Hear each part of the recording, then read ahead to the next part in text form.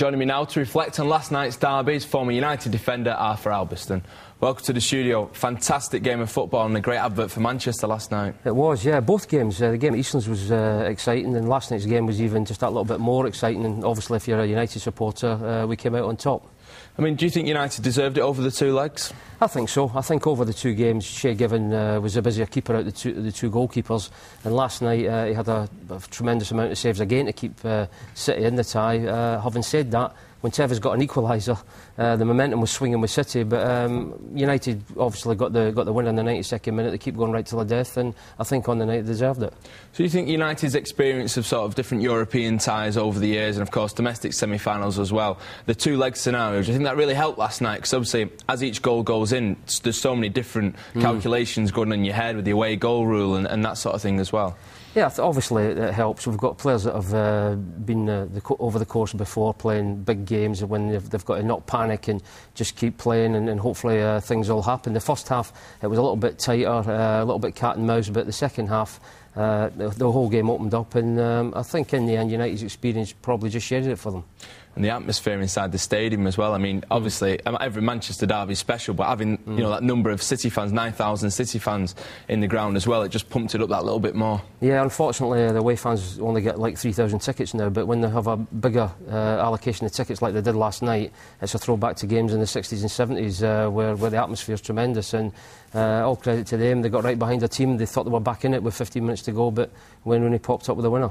Yeah, that was one of the things I wanted to ask you. Obviously, you know, from when you were playing to now, how does that atmosphere compare last night? Because it's something that is often criticised at Old Trafford and many sort of modern grounds, the lack of an atmosphere, shall we say. Well, I think all the modern grounds are obviously a lot safer to go and view games. Most of them are all seated, and it can take away a little bit of the atmosphere. But when you get 9,000 away fans filling most of the scoreboard, and they're obviously going to get behind their team, and they did last night, and it generates a great atmosphere. Not all United fans were in full voice as well.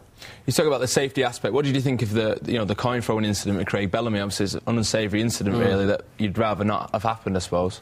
Well, that's one of the things that you obviously don't want to see at a football game. You know, there was an incident last week with Evra at Eastlands as well, and you don't like to see that. And you know, we've been on the end of things ourselves when we've been playing some difficult games against Liverpool in the 70s and 80s, when the snooker balls, golf balls, all sorts getting thrown on. It's something that's unfortunately part and parcel of the game, but hopefully the authorities can stamp it out. OK, so in the context then of Manchester football, how important do you think last night's result was in terms of United sort of batting away all the accusations of the Blue Moon Rising and that sort of thing, and just saying, hang on a minute, no, we're still the top team in this town? Well, everybody wants to come out on top of the Manchester derby, especially a semi-final. It's a great day out for our fans to go down to Wembley. I know City haven't been there for a while, our fans have, but certainly they've got a lot of new players at the club at City in a short period of time, and it can take a little bit of time to gel, but they've got the money behind them and they'll get there, but thankfully it wasn't last night. OK, so in your opinion then, how successful do you think City can be over the next few years? How much of a threat do you think they can be to United?